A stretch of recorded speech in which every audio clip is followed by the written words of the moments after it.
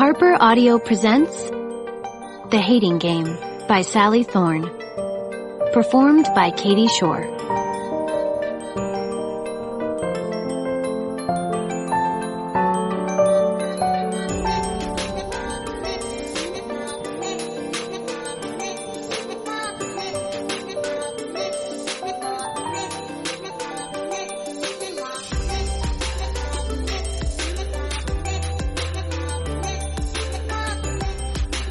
Chapter 1. I have a theory. Hating someone feels disturbingly similar to being in love with them. I've had a lot of time to compare love and hate, and these are my observations. Love and hate are visceral. Your stomach twists at the thought of that person. The heart in your chest beats heavy and bright, nearly visible through your flesh and clothes. Your appetite and sleep are shredded. Every interaction spikes your blood with a dangerous kind of adrenaline, and you're on the brink of fight or flight. Your body is barely under your control. You're consumed, and it scares you. Both love and hate are mirror versions of the same game, and you have to win. Why? Your heart and your ego. Trust me, I should know. It's early Friday afternoon. I'm imprisoned at my desk for another few hours. I wish I was in solitary confinement, but unfortunately I have a cellmate. Each tick of his watch feels like another tally mark, chipped onto the cell wall. We're engaged in one of our childish games, which requires no words. Like everything we do, it's dreadfully immature. The first thing to know about me, my name is Lucy Hutton. I'm the executive assistant to Elaine Pascal, the co-CEO of Bexley Gamin. Once upon a time, our little Gamin publishing was on the brink of collapse. The reality of the economy meant people had no money for their mortgage repayments, and literature was a luxury. Bookstores were closing all over the city like candles being blown out. We braced ourselves for almost certain closure. At the 11th hour, a deal was struck with another struggling publishing house. Gamin Publishing was forced into an arranged marriage with the crumbling, evil empire known as Bexley Books, ruled by the unbearable Mr. Bexley himself. Each company stubbornly believing it was saving the other, they both packed up and moved into their new marital home. Neither party was remotely happy about it. The Bexleys remembered their old lunchroom foosball table with sepia-tinted nostalgia. They couldn't believe the airy-fairy Gamins had survived even this long, with their lax adherence to key performance indicator targets and dreamy insistence on literature as art. The Bexleys believed numbers were more important than words. Books were units. Sell the units. High-five the team. Repeat. The Gamins shuddered in horror watching their boisterous new stepbrothers practically tearing the pages out of their Brontes and Austens. How had Bexley managed to amass so many like-minded stuffed shirts, far more suited to accountancy or law? Gamins resented the notion of books as units. Books were, and always would be, something a little magic, and something to respect. 1 year on, you can still tell at a glance which company someone came from by his or her physical appearance. The Bexleys are hard geometrics. The Gamins are soft scribbles. Bexleys move in shark packs, talking figures and constantly hogging the conference rooms for their ominous planning sessions. Plotting sessions, more like. Gamins huddle in their cubicles, gentle doves and clock towers, poring over manuscripts, searching for the next literary sensation. The air surrounding them is perfumed with jasmine tea and paper. Shakespeare is their pinup boy. The move to a new building was a little traumatizing, especially for the Gamins. Take a map of this city. Make a straight line between each of the old company buildings. Mark a red dot exactly halfway between them, and here we are. The new Bexley Gamin is a cheap gray cement toad squatting on a major traffic route, impossible to merge onto in the afternoon. It's arctic in the morning shadows and sweaty by the afternoon. The building has one redeeming feature: some basement parking, usually snagged by the early risers, or should I say, the Bexleys. Elaine Pascal and Mr. Bexley had toured the building prior to the move, and a rare thing happened. They both agreed on something. The top floor of the building was an insult. Only one executive office? A total refit was needed. After an hour-long brainstorm that was filled with so much hostility, the interior designer's eyes sparkled with unshed tears. The only word Elaine and Mr. Bexley would agree on to describe the new aesthetic was shiny.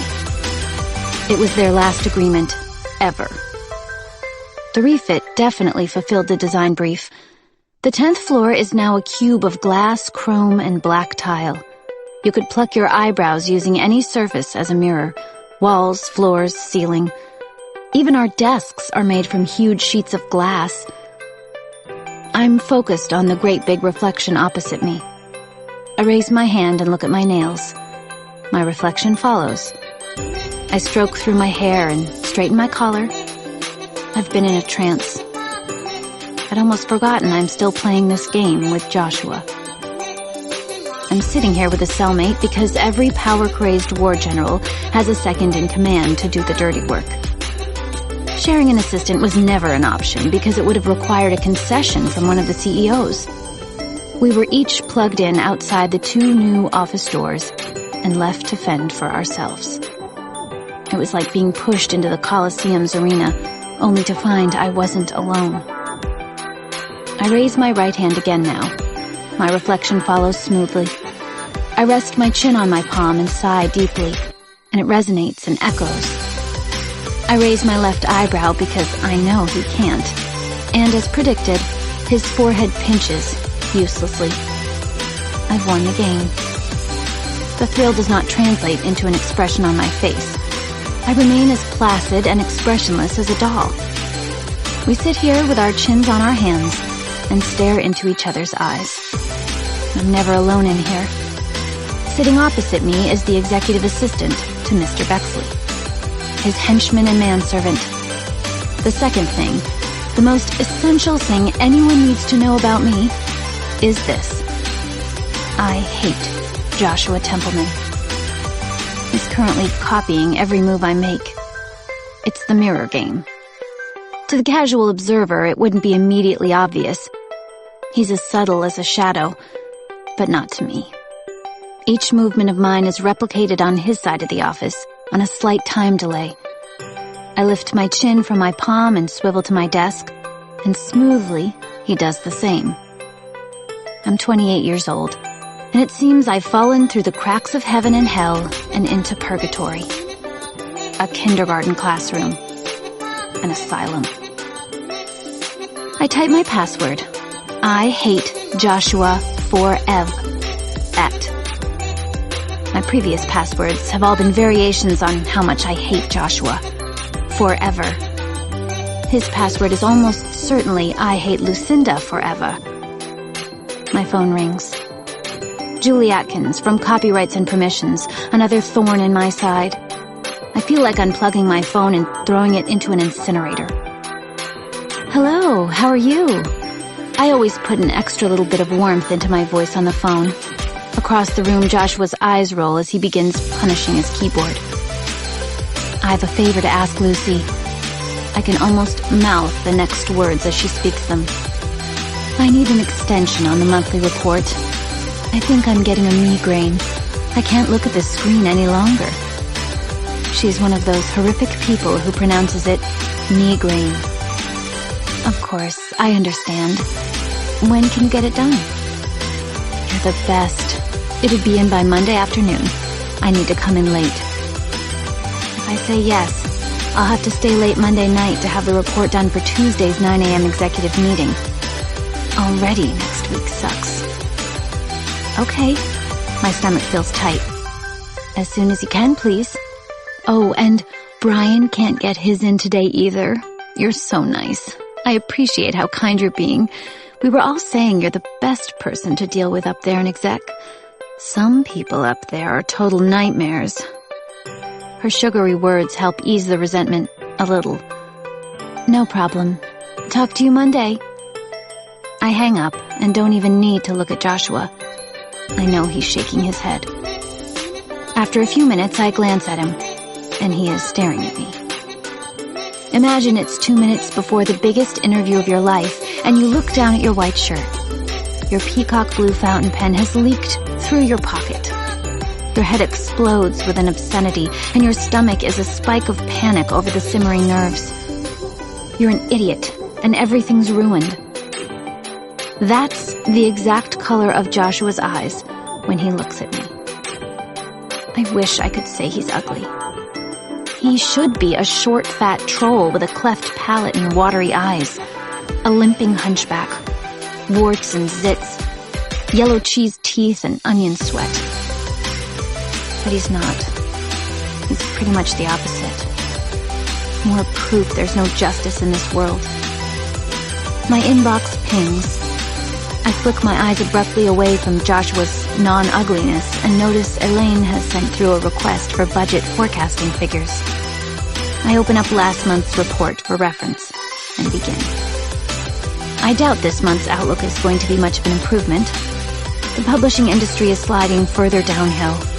I've heard the word restructure echoing a few times around these halls, and I know where that leads. Every time I step out of the elevator and see Joshua, I ask myself why I don't get a new job.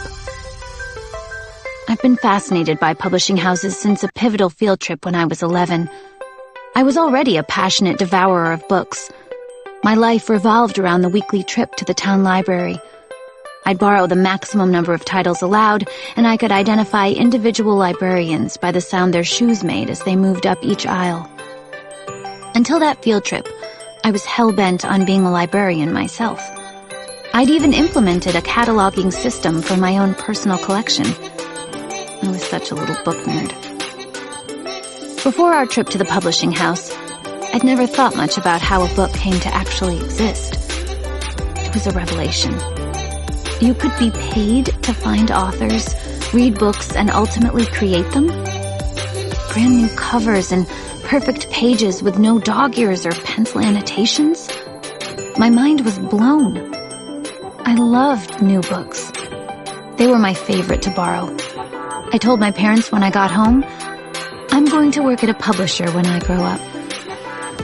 It's great that I'm fulfilling a childhood dream. But if I'm honest, at the moment, the main reason I don't get a new job is I can't let Joshua win this. As I work, all I can hear are his machine gun keystrokes and the faint whistle of air conditioning. He occasionally picks up his calculator and taps on it. I wouldn't mind betting Mr. Bexley has also directed Joshua to run the forecasting figures. Then the two co-CEOs can march into battle, armed with numbers that may not match. The ideal fuel for their bonfire of hatred. Excuse me, Joshua? He doesn't acknowledge me for a full minute. His keystrokes intensify. Beethoven on a piano has nothing on him right now. What is it, Lucinda? Not even my parents call me Lucinda. I clench my jaw, but then guiltily release the muscles. My dentist has begged me to make a conscious effort. Are you working on the forecasting figures for next quarter? He lifts both hands from his keyboard and stares at me. No. I let out half a lungful of air and turn back to my desk. I finished those 2 hours ago. He resumes typing. I look at my open spreadsheet and count to 10. We both work fast and have reputations for being finishers. You know, the type of worker who completes the nasty, too hard tasks everyone else avoids. I prefer to sit down with people and discuss things face to face. Joshua is strictly email. At the foot of his emails is always RGDSJ. Would it kill him to type regards, Joshua? It's too many keystrokes, apparently. He probably knows offhand how many minutes a year he's saving B&G.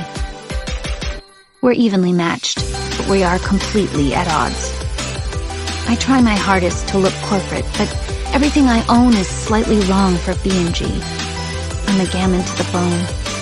My lipstick is too red, my hair too unruly. My shoes click too loudly on the tile floors. I can't seem to hand over my credit card to purchase a black suit. I never had to wear one at Gamin, and I'm stubbornly refusing to assimilate with the Bexleys. My wardrobe is knits and retro. A sort of cool librarian chic, I hope. It takes me 45 minutes to complete the task. I race the clock, even though numbers are not my forte, because I imagine it would have taken Joshua an hour. Even in my head, I compete with him. "Thanks, Lucy," I hear Elaine call faintly from behind her shiny office door when I send the document through. I recheck my inbox. Everything's up to date. I check the clock. 3:15 p.m. I check my lipstick in the reflection of the shiny wall tile near my computer monitor. I check Joshua, who is glowering at me with contempt. I stare back. Now, we are playing the staring game. I should mention that the ultimate aim of all our games is to make the other smile or cry. It's something like that. I'll know when I win. I made a mistake when I first met Joshua. I smiled at him. My best sunny smile with all my teeth, my eyes sparkling with stupid optimism that the business merger wasn't the worst thing to ever happen to me. His eyes scanned me from the top of my head to the soles of my shoes. I'm only 5 feet tall, so it didn't take long. Then he looked away out the window. He did not smile back, and somehow I feel like he's been carrying my smile around in his breast pocket ever since. He's one up. After our initial poor start, it only took a few weeks for us to succumb to our mutual hostility. Like water dripping into a bathtub, eventually it began to overflow. I yawn behind my hand and look at Joshua's breast pocket, resting against his left pectoral. He wears an identical business shirt every day, in a different color. White, off-white stripe, cream, pale yellow, mustard, baby blue, robin's egg blue, dove gray, navy, and black. They are worn in their unchanging sequence. Incidentally, my favorite of his shirts is robin's egg blue, and my least favorite is mustard, which he is wearing now. All the shirts look fine on him. All colors suit him. If I wore mustard, I'd look like a cadaver. But there he sits, looking as golden-skinned and healthy as ever. "Mustard today," I observe aloud. Why do I poke the hornet's nest? Just can't wait for baby blue on Monday. The look he gives me is both smug and irritated. "You notice so much about me, Shortcake. But can I remind you that comments about appearance are against the B&G Human Resources policy?" The HR game. We haven't played this one in ages. Stop calling me Shortcake, or I'll report you to HR. We each keep a log on the other. I can only assume he does. He seems to remember all of my transgressions.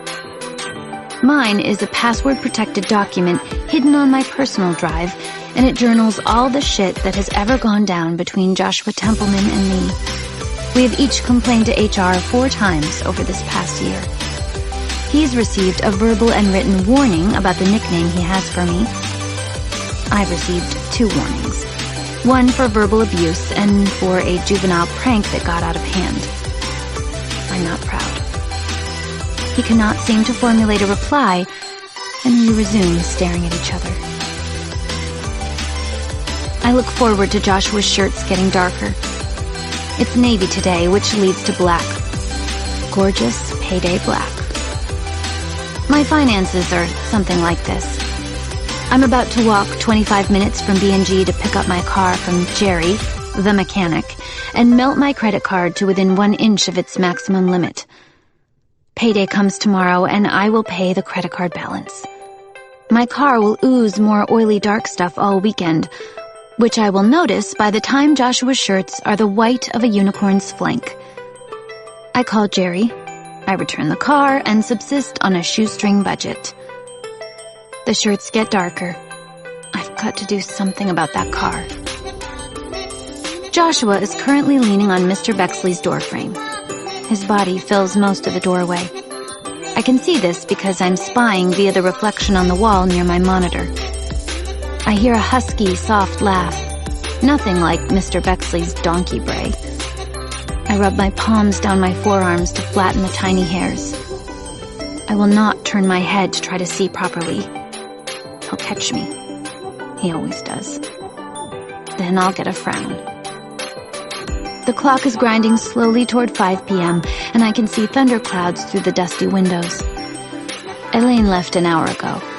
One of the perks of being co-CEO is working the hours of a schoolchild and delegating everything to me. Mr. Bexley spends longer hours here because his chair is way too comfortable, and when the afternoon sun slants in, he tends to doze. I don't mean to sound like Joshua and I are running the top floor, but frankly, it feels like it sometimes. The finance and sales teams report directly to Joshua, and he filters the huge amounts of data into a bite-sized report that he spoon-feeds to a struggling, red-faced Mr. Bexley. I have the editorial, corporate, and marketing teams reporting to me, and each month I condense their monthly reports into one for Elaine, and I suppose I spoon-feed it to her too. I spiral bind it so she can read it when she's on the stepper. I use her favorite font. Every day here is a challenge, a privilege, a sacrifice, and a frustration. But when I think about every little step I've taken to be here in this place, starting from when I was 11 years old, I refocus. I remember. And I endure Joshua for a little longer. I bring homemade cakes to my meetings with the division heads, and they all adore me. I'm described as worth my weight in gold. Joshua brings bad news to his divisional meetings, and his weight is measured in other substances. Mr. Bexley stumps past my desk now, briefcase in hand. He must shop at Humpty Dumpty's big and small menswear. How else could he find such short, broad suits? He's balding, liver-spotted, and rich as sin. His grandfather started Bexley Books. He loves to remind Elaine that she was merely hired. He is an old degenerate, according to both Elaine and my own private observations. I make myself smile up at him. His first name is Richard. Fat little dick. Good night, Mr. Bexley. Good night, Lucy. He pauses by my desk to look down the front of my red silk blouse. I hope Joshua passed on the copy of The Glass Darkly I picked up for you. The first of the first. Fat little dick has a huge bookshelf filled with every B&G release. Each book is the first off the press, a tradition started by his grandfather. He loves to brag about them to visitors, but I once looked at the shelves, and the spines weren't even cracked. You picked it up, eh? Mr. Bexley orbits around to look at Joshua. You didn't mention that, Dr. Josh. Fat little dick probably calls him Dr. Josh because he's so clinical. I heard someone say when things got particularly bad at Bexley Books, Joshua masterminded the surgical removal of 1/3 of their workforce. I don't know how he sleeps at night. As long as you get it, it doesn't matter. Joshua replies smoothly, and his boss remembers that he is the boss. Yes, yes. He chuffs and looks down my top again. Good work, you pair. He gets into the elevator, and I look down at my shirt. All the buttons are done up. What could he even see? I glance up at the mirrored tiles on the ceiling and can faintly see a tiny triangle of shadowed cleavage. If you buttoned it any higher, we wouldn't see your face, Joshua says to his computer screen as he logs off. Perhaps you could tell your boss to look at my face occasionally. I also log off. He's probably trying to see your circuit board, or wondering what kind of fuel you run on. I shrug on my coat. Just fueled by my hate for you. Josh's mouth twitches once, and I nearly had him there. I watch him roll down a neutral expression. If it bothers you, you should speak to him. Stand up for yourself. So, painting your nails tonight, desperately alone? Lucky guess on his part? Yes. Masturbating and crying into your pillow tonight, Dr. Josh? He looks at the top button of my shirt. Yes. And don't call me that. I swallow down a bubble of laughter. We jostle each other in an unfriendly way as we get into the elevator. He hits B, but I hit G. Hitchhiking? Cars at the shop. I step into my ballet flats and tuck my heels into my bag. Now I'm even shorter. In the dull polish of the elevator doors, I can see that I barely come halfway up his bicep. I look like a chihuahua next to a Great Dane. The elevator doors open to the building foyer. The world outside B&G is a blue haze, refrigerator cold, filled with rapists and murderers and lightly sprinkling rain. A sheet of newspaper blows past, right on cue. He holds the elevator door open with one enormous hand and leans out to look at the weather. Then he swings those dark blue eyes to mine, his brow beginning to crease. The familiar bubble forms in my head. I wish he was my friend. I burst it with a pin. I'll give you a ride, he forces out. Ugh, no way, I say over my shoulder, and run. Chapter 2. It's Cream Shirt Wednesday. Joshua is off on a late lunch. He's made a few more comments to me lately about things I like and do. They have been so accurate, I'm pretty sure he's been snooping through my stuff. Knowledge is power, and I don't have much. First, I conduct a forensic examination of my desk. Both Elaine and Mr. Bexley despise computerized calendars, and so we have to keep matching paper schedule books like we're Dickensian law clerks.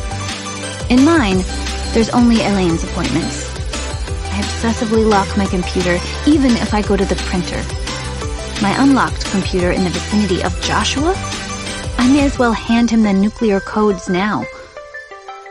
Back at Gamin Publishing, my desk was a fort made of books. I kept my pens in the gaps between their spines.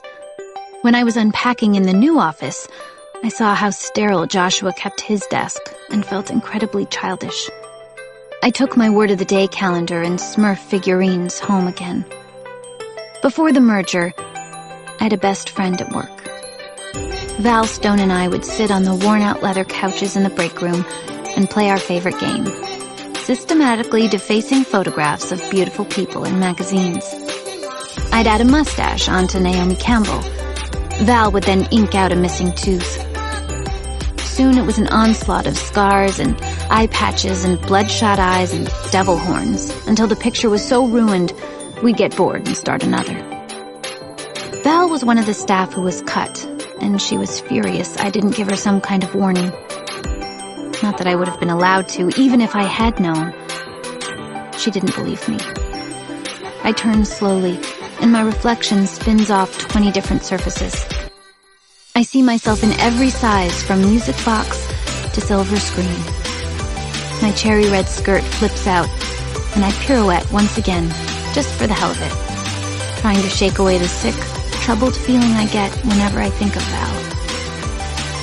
Anyway, my audit confirms that my desk has a red, black, and blue pen, pink Post-its, one tube of lipstick, a box of tissues for blotting my lipstick, and tears of frustration. My planner. Nothing else. I do a light, shuffling tap dance across the marble superhighway. I'm in Joshua country now. I sit in his chair and look at everything through his eyes. His chair is so high my toes don't touch the ground. I wiggle my butt a little deeper into the leather. It feels completely obscene. I keep one eye permanently swiveled toward the elevator and use the other to examine his desk for clues. His desk is the male version of mine. Blue Post-its. He has a sharp pencil in with his 3 pens. Instead of lipstick, he has a tin of mints. I steal one and put it in the tiny, previously useless pocket of my shirt. I imagine myself in the laxative section of the drugstore, trying to find a good match and have a good little snicker. I jiggle his desk drawer. Locked. So is his computer. Fort Knox. Well played, Templeman. I make a few unsuccessful guesses at his password. Maybe he doesn't hate me forever. There's no little framed photo of a partner or loved one on this desk. No grinning happy dog or tropical beach memento. I doubt he esteems anyone enough to frame their likeness. During one of Joshua's fervent little sales rants, fat little Dick boomed sarcastically, "We've got to get you laid, Dr. Josh." Joshua replied, "You're right, boss. I've seen what a bad drought can do to someone." He said it while looking at me. I know the date. I diarized it in my HR log. I get a little tingle in my nostrils. Joshua's cologne? The pheromone he leaches from his pores? Gross. I flip open his day planner and notice something. A light coat of pencil running down the columns of each day.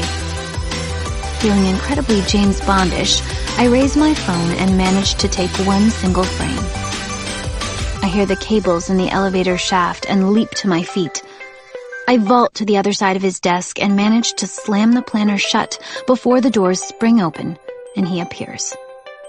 His chair is still spinning gently out of the corner of my eye. Busted. "What are you doing?"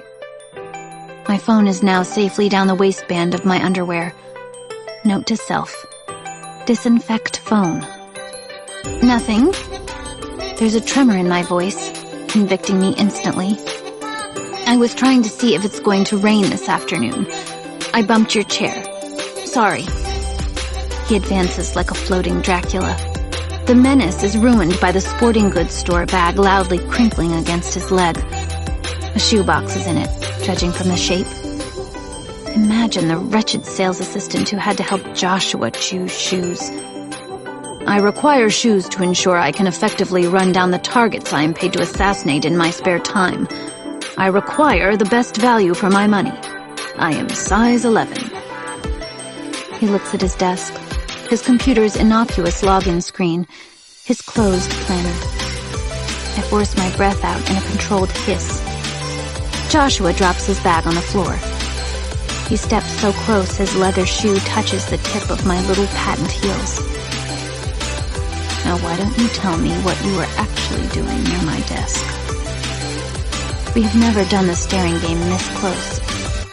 I'm a pipsqueak at exactly 5 feet tall. It's been my lifelong cross to bear. My lack of height is an agonizing topic of conversation. Joshua is at least 6'4". 5, 6, maybe more. A giant of a human. And he's built out of heavy materials. Gamely, I maintain eye contact. I can stand wherever I like in this office. Screw him. Like a threatened animal trying to look bigger, I put my hands on my hips. He's not ugly, as I've mentioned, but I always struggle to work out how to describe him. I remember eating my dinner on the couch a while back, and a soft news piece came on the TV. An old Superman comic book sold for a record price at auction. As the white-gloved hand turned the pages, the old-fashioned drawings of Clark Kent reminded me of Joshua. Like Clark Kent, Joshua's height and strength are all tucked away under clothes designed to conceal and help him blend into a crowd. Nobody at the Daily Planet knows anything about Clark. Underneath these button-up shirts, Joshua could be relatively featureless, or ripped like Superman. It's a mystery. He doesn't have the forehead curl or the nerdy black glasses, but he's got the strong masculine jawline and sulky pretty mouth. I've been thinking all this time his hair is black, but now that I'm closer, I can see it as dark brown. He doesn't comb it as neatly as Clark does. He's definitely got the ink blue eyes and the laser stare, and probably some of the other superpowers too. But Clark Kent is such a darling, all bumbling and soft. Joshua is hardly the mild-mannered reporter. He's a sarcastic, cynical, bizarro Clark Kent, terrorizing everyone in the newsroom and pissing off poor little Lois Lane until she screams into her pillow at night. I don't like big guys. They're too much like horses. They could trample you if you got underfoot. He is auditing my appearance with the same narrowed eyes that I am. I wonder what the top of my head looks like. I'm sure he only fornicates with Amazons. Our stares clash, and maybe comparing them to an ink stain was a tad too harsh. Those eyes are wasted on him. To avoid dying, I reluctantly breathe in a steady lungful of cedar pine spice. He smells like a freshly sharpened pencil. A Christmas tree in a cold, dark room. Despite the tendons in my neck beginning to cramp, I don't permit myself to lower my eyes. I might look at his mouth then, and I get a good enough view of his mouth when he's tossing insults at me across the office. Why would I want to see it up close? I wouldn't. The elevator bings like the answer to all my prayers. Enter Andy the courier. Andy looks like a movie extra who appears in the credits as courier. Leathery, mid-40s, clad in fluorescent yellow. His sunglasses sit like a tiara on top of his head. Like most couriers, he enriches his workday by flirting with every female under the age of 60 he encounters. Lovely Luce! He booms it so loud I hear fat little Dick make a wet snort as he jolts awake in his office. Andy! I return, skittering backward. I could honestly hug him for interrupting what was feeling like a whole new kind of strange game. He has a small parcel in his hand, no bigger than a Rubik's Cube. It's got to be my 1984 baseball player Smurfette. Super rare, very minty. I've wanted her forever, and I've been stalking her journey via her tracking number. I know you want me to call from the foyer with your Smurfs, but no answer. My desk phone is diverted to my personal cell, which is currently located near my hip bone in the waistband of my underwear. So that's what the buzzing feeling was. Phew. I was thinking I needed my head checked. What does he mean, Smurfs? Joshua narrows his eyes like we're nuts. I'm sure you're busy, Andy. I'll let you get out of here. I grab at the parcel, but it's too late. It's her passion in life. She lives and breathes Smurfs. Those little blue people, yay big? They wear white hats? Andy holds two of his fingers an inch apart. I know what Smurfs are. Joshua is irritated. I don't live or breathe them. My voice betrays the lie. Joshua's sudden cough sounds suspiciously like a laugh. Smurfs, huh? So that's what those little boxes are. I thought maybe you were buying your tiny clothes online. Do you think it's appropriate to get personal items delivered to your workplace, Lucinda? She's got a whole cabinet of them. She's got a... what is it, Luce? Thomas Edison Smurf? He's a rare one, Josh. Her parents gave it to her for high school graduation. Andy blithely continues humiliating me. Quiet now, Andy.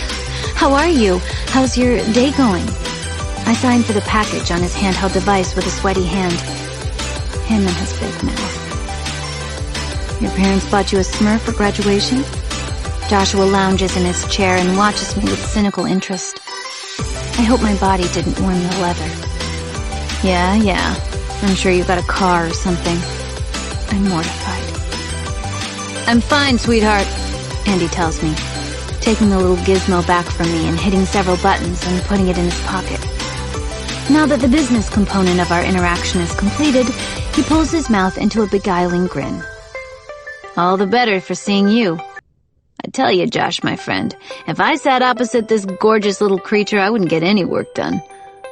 Andy hooks his thumbs into his pockets and smiles at me. I don't want to hurt his feelings, so I roll my eyes good-humoredly. It's a struggle, Joshua says sarcastically. Be glad you get to leave.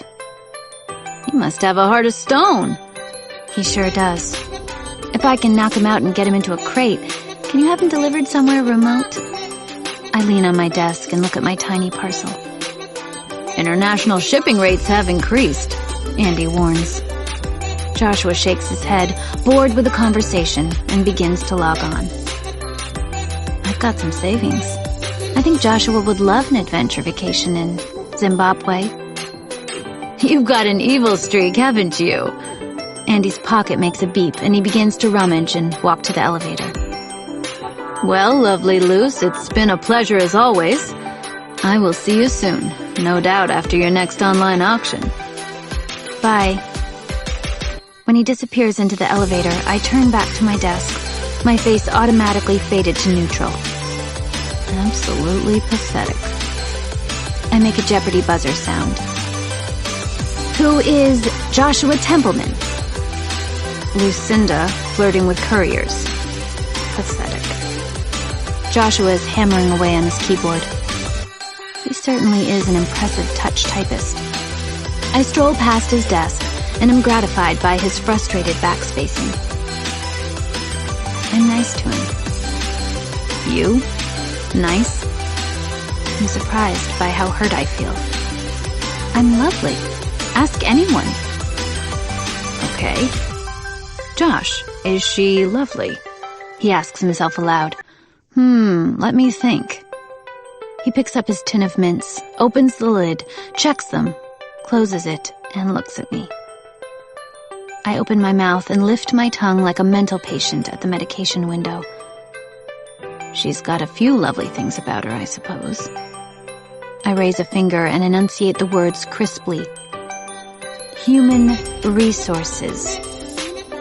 He sits up straighter, but the corner of his mouth moves. I wish I could use my thumbs to pull his mouth into a huge, deranged grin.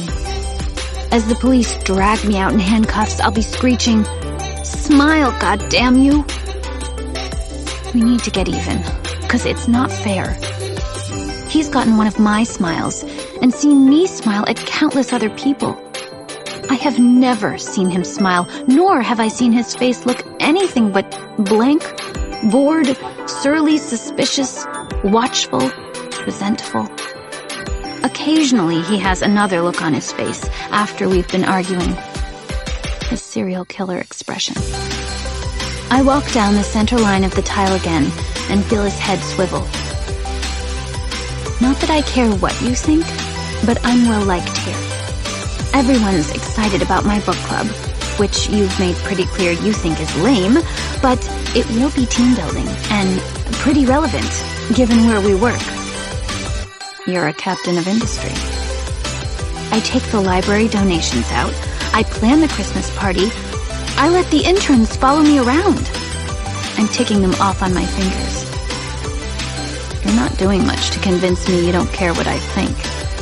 He leans back farther into his chair, long fingers laced together loosely on his generic flat abdomen. The button near his thumb is half loose. Whatever my face does, it makes him glance down and rebutton it. I don't care what you think, but I want normal people to like me. You're chronically addicted to making people adore you. The way he says it makes me feel a little sick. Well, excuse me for doing my best to maintain a good reputation, for trying to be positive. You're addicted to making people hate you, so what a pair we are. I sit down and tap my computer mouse about 10 times as hard as I can. His words sting. Joshua is like a mirror that shows me the bad parts of myself. It's school all over again. Tiny, runt of the litter, Lucy, using her pathetic cuteness to avoid being destroyed by the big kids. I've always been the pet, the lucky charm, the one being pushed on the swings or pulled in a wagon, carried and coddled, and perhaps I am a little pathetic. You should try not giving a shit sometime. I tell you, it's liberating. His mouth tightens, and a strange shadow clouds his expression. One blink, and it's gone. I didn't ask for your advice, Joshua. I get so mad at myself, letting you drag me down to your level all the time. And what level are you imagining me dragging you down to? His voice is a little velvety, and he bites his lip. Horizontal? Mentally, I hit enter in my HR log and begin a new line. You're disgusting. Go to hell. I think I'll go treat myself to a basement scream. There you go. You've got no problem telling me to go to hell. It's a good start. It kind of suits you. Now, try it with other people. You don't even realize how much people walk all over you. How do you expect to be taken seriously? Quit giving the same people deadline extensions month after month. I don't know what you mean. Julie, it's not every month. I hate him because he's right. It's every single month, and you have to bust your ass working late to meet your own deadline. Do you see me doing that? No. Those assholes downstairs give it to me on time. I dredge up a phrase from the assertiveness self-help book I keep on my nightstand. I don't want to continue this conversation. I'm giving you some good advice here. You should take it.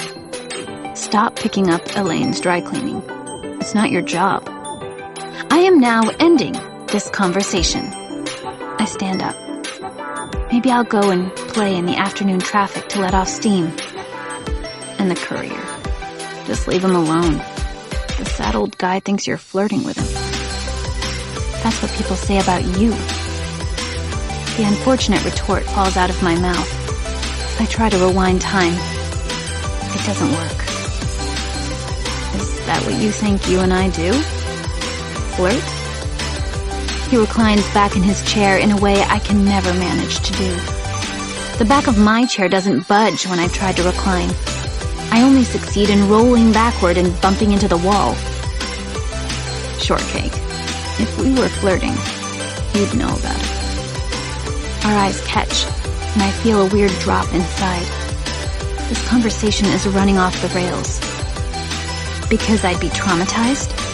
Because you'd be thinking about it later on, lying in bed. Been imagining my bed, have you? I managed to reply. He blinks, a new rare expression spreading across his face. I want to slap it off. It looks like he knows something I don't. It's smug and male, and I hate it. I bet it's a very small bed. I'm nearly breathing fire. I want to round his desk, kick his feet wider, and stand between his spread legs. I'd put one knee on the little triangle of chair right below his groin, climb up a little, and make him grunt with pain. I'd pull his tie loose and unbutton the neck of his shirt. I'd put my hands around his big tan throat and squeeze his hot skin underneath my fingertips, his body struggling against me, cedar and pine spicing the air between us, burning my nostrils like smoke. What are you imagining? Your expression is filthy. Strangling you. Bare hands. I can barely get the words out. I'm huskier than a phone sex operator after a double shift. So that's your kink. His eyes are going dark. Only where you're concerned. Both his eyebrows ratchet up, and he opens his mouth as his eyes go completely black. But he does not seem to be able to say a word. It is wonderful. It's a baby blue shirt day when I remember the photo I took of his planner. After I read the Publishing Quarterly Outlook report and make an executive summary for Elaine, I transfer the photo from my phone to my work computer. Then I glance around like a criminal. Joshua has been in Fat Little Dick's office all morning, and weirdly, the morning has dragged. It's so quiet in here without someone to hate. I hit print, lock my computer, and clatter down the hall. I photocopy it twice, making the resolution darker and darker until the pencil marks are better visible. Needless to say, I shred all unneeded evidence. I wish I could double shred it. Joshua's been locking away his planner now. I lean against the wall and tilt the page to the light. The photograph captures a Monday and Tuesday a couple of weeks back. I can see Mr. Bexley's appointments easily. But next to the Monday is a letter. D. The Tuesday is an S. There is a tally of tiny lines adding up to 8. Dots next to times near lunchtime. A line of 4 X's and 6 little slash marks. I puzzle covertly over this all afternoon.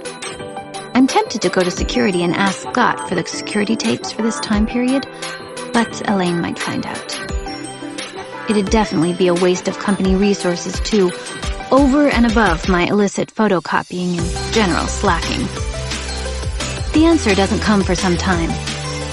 It's late afternoon, and Joshua is back in his regular seat across from me. His blue shirt glows like an iceberg. When I finally work out how to decode the pencil marks, I slap my forehead. I can't believe I've been so slow. Thanks. I've been dying to do that all afternoon, Joshua says without taking his eyes from his monitor. He doesn't know I've seen his planner and the pencil codes. I'll simply notice when he uses the pencil and work out the correlation. Let the spying game begin. Chapter 3. I don't get quick results with the spying game, and by the time Joshua is dressed in dove gray, I'm at my wit's end. He has sensed my heightened interest in his activities and has become even more furtive and suspicious. I'll have to coax him out. I'm never going to see the pencil in motion if all he does is half frown at his computer. I start a game I call You're Just So... It goes like this. You're just so... never mind. I sigh. He takes the bait. Handsome, intelligent. No, wait. Superior to everyone? You're coming to your senses, Lucinda. Joshua locks his computer and opens his planner, one hand hovering over the cup with the pens and pencils. I hold my breath. He frowns and slaps the planner shut. The gray shirt should make him look like a cyborg, but he ends up looking handsome and intelligent. He is the worst. You're just so... predictable. Somehow I know this will cut him deep. His eyes become slits of hatred. Oh, am I? How so? You're just so basically gives both players free rein to tell the opponent how much they hate each other. Shirts, moods, patterns. People like you can't succeed. If you ever acted out of character and surprised me, I'd die of shock. Am I to take this as a personal challenge? He looks at his desk, apparently deep in thought. I'd like to see you attempt it. You're just so inflexible. And you're just so flexible? Very. I fell right into that one, and it's true. I could get my foot up to my face right now. I recover by raising an eyebrow and looking up at the ceiling with a smirk. By the time I lock eyes with him again, my mouth is a neutral little rosebud, mirrored off 100 glittering surfaces. He drops his eyes slowly down to the floor, and I cross my ankles, belatedly remembering I kicked off my shoes earlier. It's hard to be a good nemesis when your bright red toenails are showing. If I did something out of character, you'd die of shock. I can see my face mirrored on the paneling near his shoulder. I look like a black-eyed, wild-maned version of myself. My dark hair falls around my shoulders in jagged flames. Might be worth my while, then. Monday to Friday, he turns me into a scary-looking woman. I look like a gypsy fortune teller screaming about your imminent death. A crazed lunatic in an asylum, seconds from clawing her own eyes out. Well, Lucinda Hutton. One flexible little gal. He is reclining in his chair again. Both feet are flat on the floor, and they point at me like revolvers in a Wild West shootout. HR, I clip at him. I'm losing this game, and he knows it. Calling HR is virtually like tapping out. He picks up the pencil and presses the sharpened tip against the pad of his thumb. If a human could grin without moving their face, he just did it. I meant, you're just so flexible in your approach to things. It must have been your wholesome upbringing, Shortcake. What do your parents do again? Could you remind me? You know exactly what they do. I'm too busy for this nonsense. I grab a stack of old Post-its and begin to sort them. They farm... He looks at the ceiling, pretending to be racking his brains. They farm... He leaves it dangling in the air for an eternity. It's agony. I try not to fill the silence, but the word that amuses him so much comes out of my mouth like a curse. Strawberries. Hence the nickname Strawberry Shortcake. I indulge myself in molar grinding. My dentist will never know. Sky Diamond Strawberries. Cute. Look, I've got the vlog bookmarked. He does 2 double clicks with his mouse and swivels his computer screen to face me. I cringe so hard I sprain something internally. How did he find this? My mom's probably calling out to my dad right now. Nigel, honey, the blog's had a hit. The Sky Diamond Daily. Yes, you heard right. Daily. I haven't checked it in a while because I can't keep up.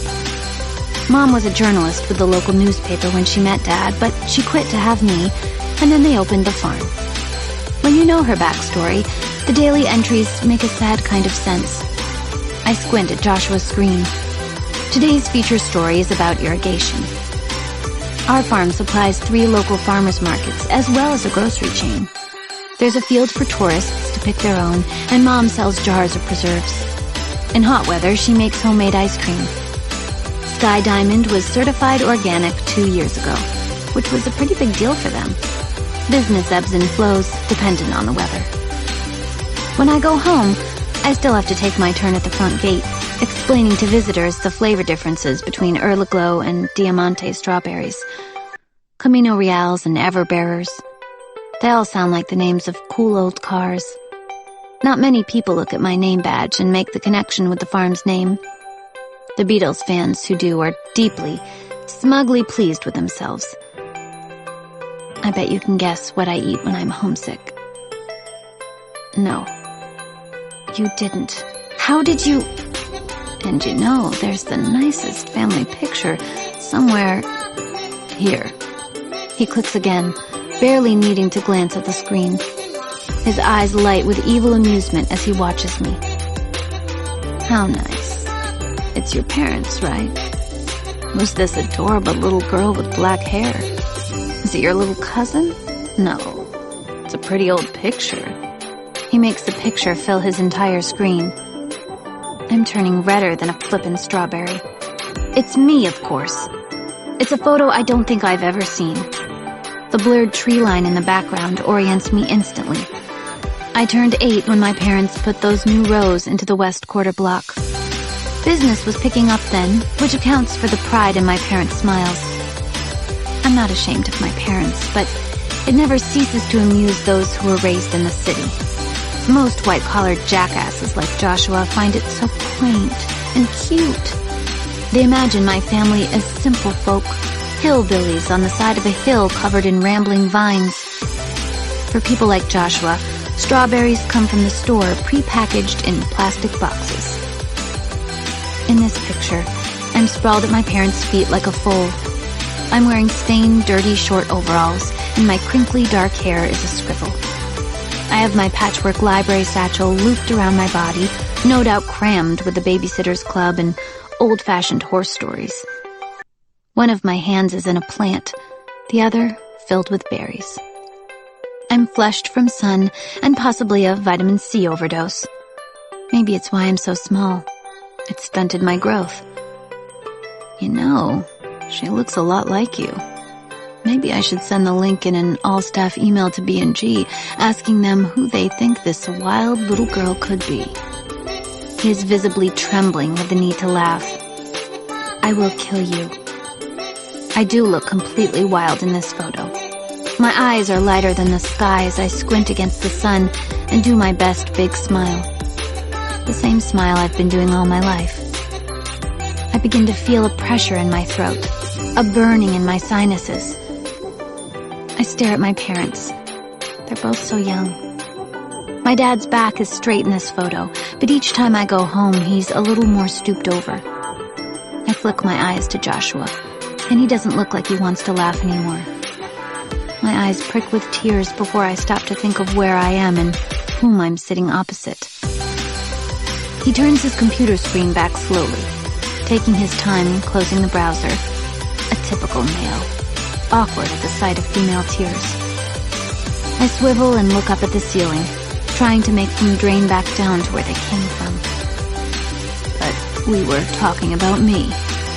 What can I do to be more like you? An eavesdropper would think he sounds almost kind. You could try to stop being such an asshole. It comes out in a whisper. In the reflection on the ceiling, I see his brow begin to crease. Oh, Lord. Concern. Our computers chime a reminder. All staff meeting, 15 minutes. I smooth my eyebrows and fix my lipstick. Using the wall as my mirror, I drag my hair down into a low bun with difficulty, using the hair elastic on my wrist. I ball up a tissue and press it into the corner of each eye. The unsaid word homesick continues to rattle inside my chest. Lonely. When I open my eyes, I can see he's standing and can see my reflection. The pencil is in his hand. What? I snap at him. He's won.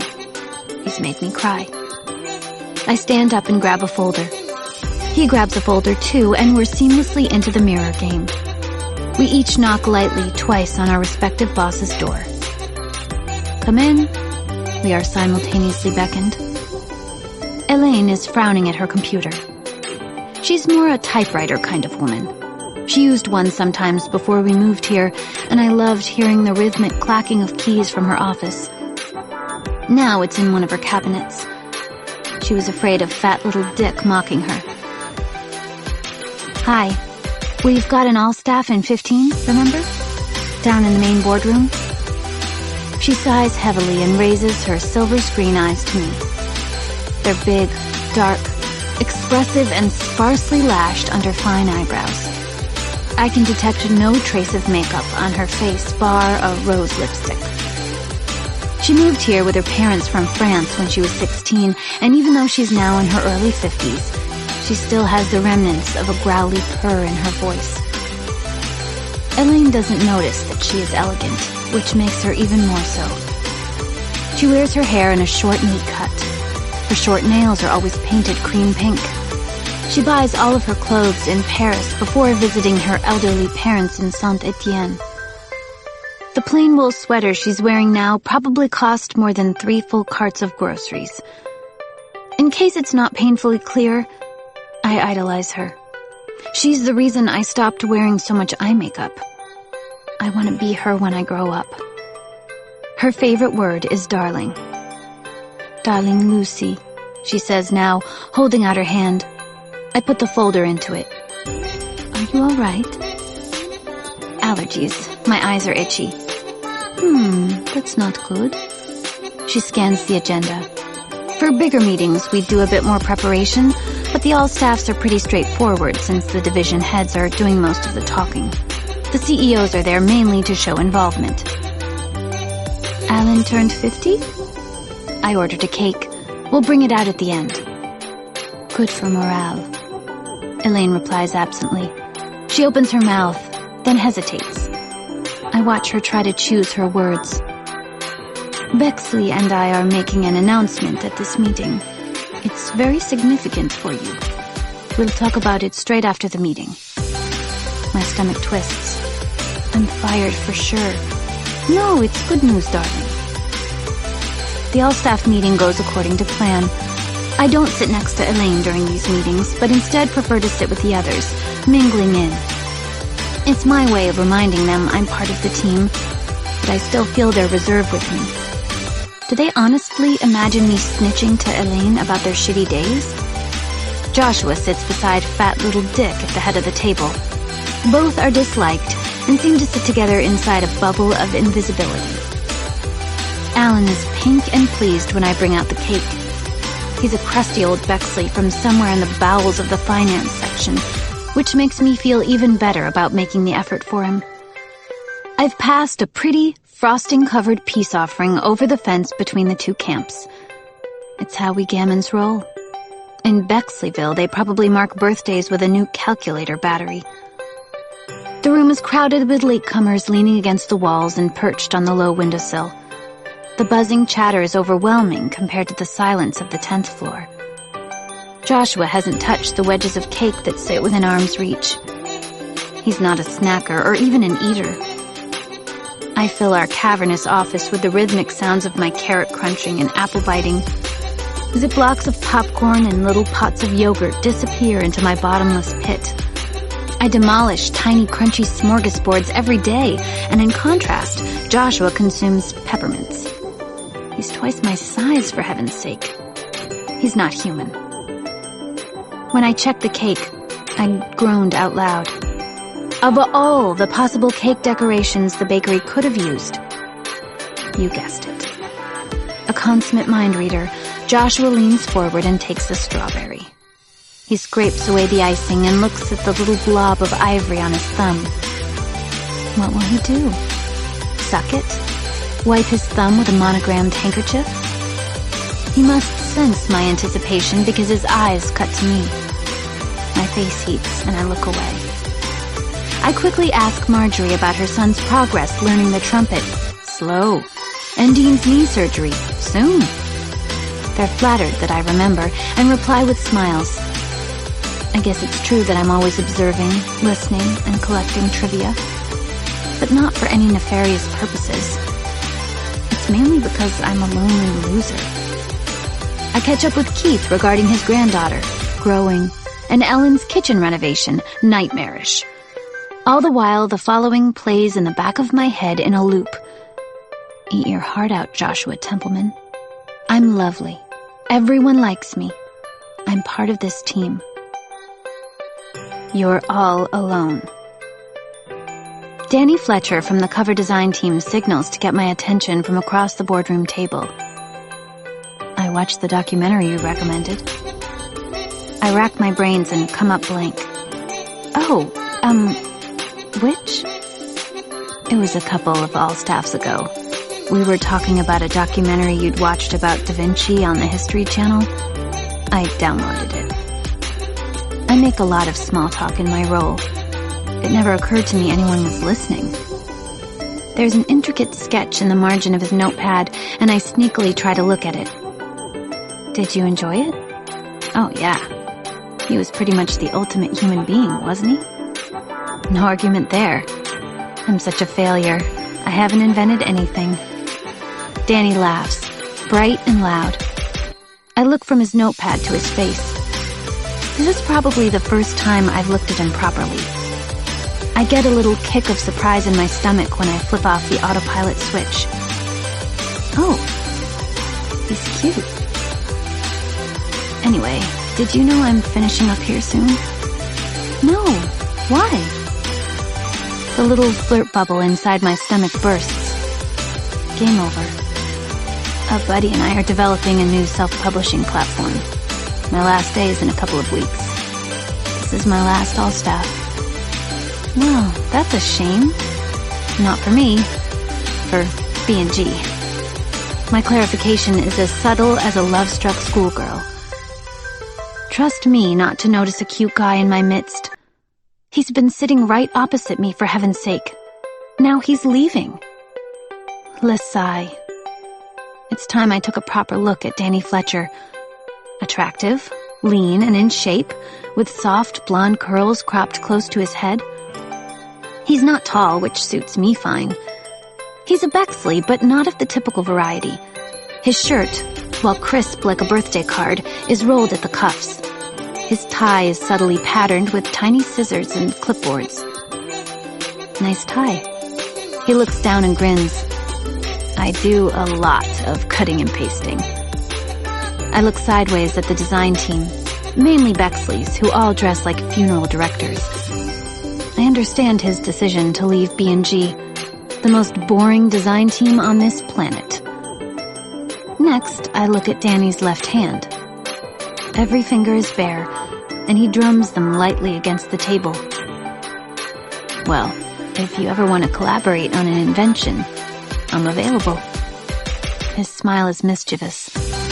You're freelancing as an inventor as well as reinventing self-publishing. Exactly. He clearly appreciates my clever wordplay. I've never had anyone flirt with me at work. I sneak a look at Joshua. He's talking to Mr. Bexley. It'll be hard to invent something the Japanese haven't thought of. He considers for a moment. Like those little mops babies can wear on their hands and feet? Yes. Have you seen those pillows shaped like a husband's shoulder for lonely women to sleep on? His jaw is angular and shadowed with silvery stubble, and he has one of those slightly cruel mouths, until he smiles. Which he does now, looking right into my eyes. Surely you don't need one of those, do you? He drops his tone, below the chatter of everyone else. His eyes are sparkling, daring me. Maybe. I make a rueful face. I'm sure you could find a human volunteer. I try to get us back on track. Unfortunately, it comes out sounding like I'm propositioning him. Maybe it would be fun to invent something. Elaine is tapping her papers into order, and reluctantly I turn in my chair. Joshua is glaring at me with angry eyebrows. I use my brainwaves to transmit an insult to him, which he receives and pulls himself up straight. One more thing before we depart, Mr. Bexley says. Elaine tries not to scowl. She hates when he acts like he is solely chairing meetings. We have an announcement about a restructure in the executive team. Elaine continues seamlessly, and Mr. Bexley's lips tighten in annoyance before he cuts over her. A third executive position is being established. Chief Operating Officer. Joshua and I both do electric shock jolts in our seats. It will be a position below Elaine and myself. We want to formalize the position that oversees operations, leaving the CEOs free to focus on more strategic things. He casts a thin-lipped smile at Joshua, who nods intently back at him. Elaine catches my eye and raises her eyebrows meaningfully. Someone nudges me. It will be advertised tomorrow. Details on the recruitment portal and the internet. He says it like the internet is a newfangled contraption. It's open to both internal and external applicants. Elaine stacks her papers and rises. Fat little Dick stands to go and selects another slice of cake. Elaine follows him, shaking her head. The room once again explodes into noise, and the cake box is dragged across the table. Joshua stands by the door, and when I stubbornly remain seated, he slinks off. Looks like you've got some work to do, Danny says to me. I nod and gulp and wave goodbye to the room in general, too overwhelmed to make a graceful exit. I break into a run when I leave the room, taking the stairs 2 at a time. I see Mr. Bexley's door close as I hot-footed into Elaine's and skid to a halt, swinging the door shut behind me and banging it closed with my backside. What's the reporting line? You'd be Josh's boss, if that's what you're asking. A sensation of pure elation floods me. Joshua's boss? He'd have to do everything I say, including treating me with some respect. I'm at risk of wetting my pants right about now. It's got disaster written all over it, but I want you to have the job. Disaster? I sink into a chair. Why? You and Josh do not work well together. Chalk and cheese. Adding in a power dynamic like that. She clucks doubtfully. But I can do the job. Of course, darling. I want you to have the job. My excitement grows as we talk about the role. Another restructure is looming, but I'd have a direct hand in it this time. I could save jobs instead of cutting them. The responsibility is greater and the raise is substantial. I could go home more often. I could get a new car. You should know Bexley wants Josh for the job. We had a big fight over it. If Joshua becomes my boss, I will have to resign. It comes out of my mouth instantly. It's like what someone in a movie would say. All the more reason for us to get you the job, darling. If I had my way, we would have just announced your promotion. I nibble my thumb. But how is it going to be a fair process? Joshua and Mr. Bexley are going to sabotage me. I thought of that. An independent panel of recruitment consultants are doing the interviews. You'll be competing on an even playing field. There will be applicants from outside B&G too. Probably a pretty strong field. I want you to be prepared. I will be. I hope. And part of the interview is a presentation. You'll need to get started on it. They want to hear your thoughts on the future direction of B&G. I'm itching to get back to my desk. I need to update my CV. Do you mind if I work on my application during my lunch breaks? Darling, I don't care if you work on it all day until it's due. Lucy Hutton, Chief Operating Officer Bexley Gamin. It sounds good, doesn't it? A grin spreads across my face. It's yours. I feel it. Elaine makes a motion of zipping her lip. Now go. Get it.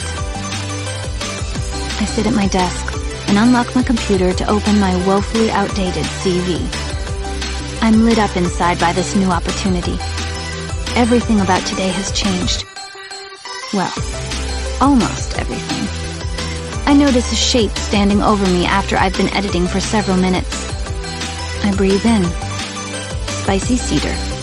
His belt buckle winks at me. I do not break my keystrokes. The job is mine, Shortcake, Joshua's voice says. To stop myself from standing up and punching him in the gut, I'm counting 1, 2, 3, 4. Funny, that's what Elaine just told me. I watch his backside walk away in the glossed surface of my desk and vow that Joshua Templeman is going to lose the most important game we've ever played. Chapter 4. Off-white stripes today, and I've got a big red cross in my planner for Friday. I would bet $100 there's an identical red cross in Joshua's. Our job applications are due. I'm half insane from rereading my application. I've become so obsessed with my presentation, I've started dreaming about it. I need a break. I lock my screen and watch with interest as Joshua does the same. We are aligned like chess players. We fold our hands. I still haven't seen his pencil in motion. How you doing, little Lucy?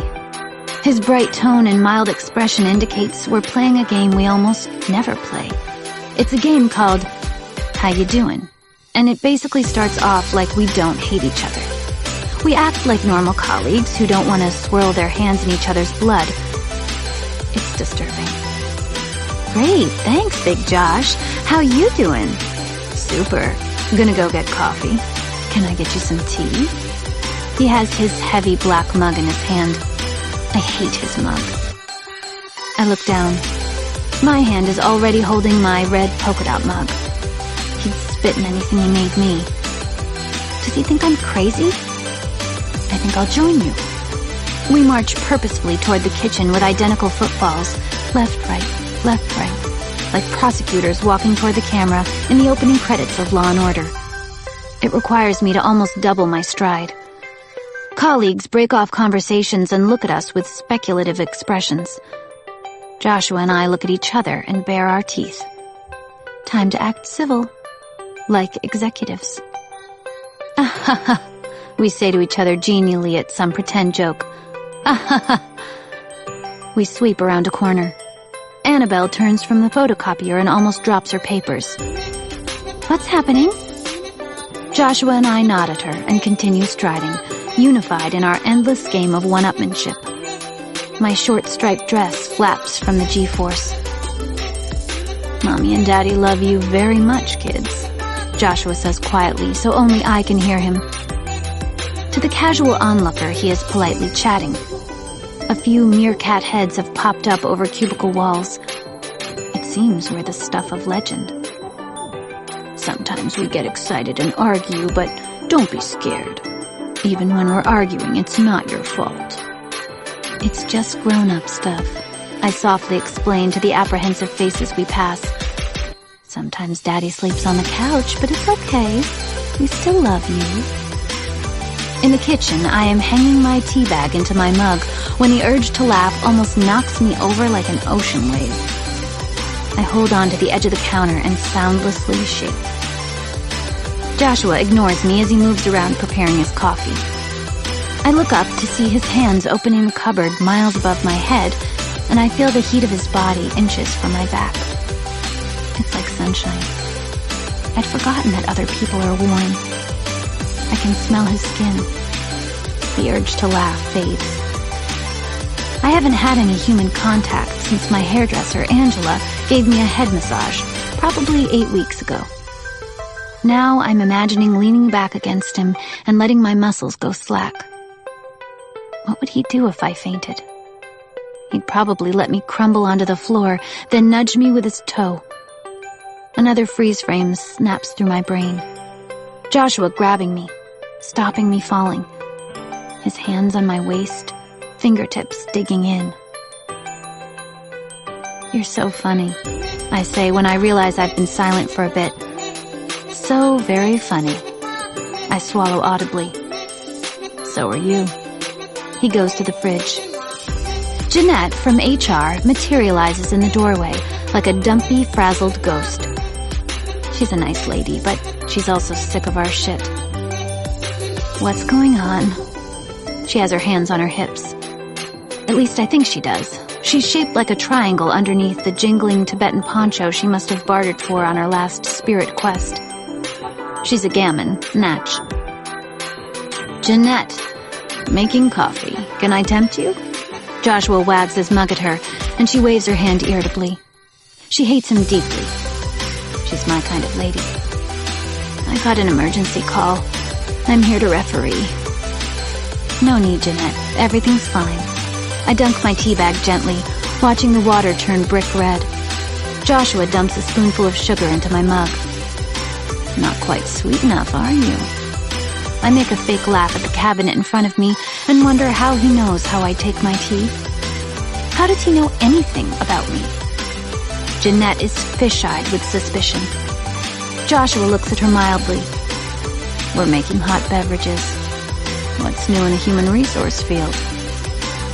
The company's 2 worst serial complainants should not be left alone together. A corner of her poncho gestures to the kitchen. Well, that's a bind. We sit in a room together alone all day. I spend between 40 and 50 hours a week with this fine woman. All alone. He sounds pleasant, but the subtext to his dialogue was, fuck off. I've made several recommendations to your bosses about that, Jeanette says darkly. Her subtext reads the same.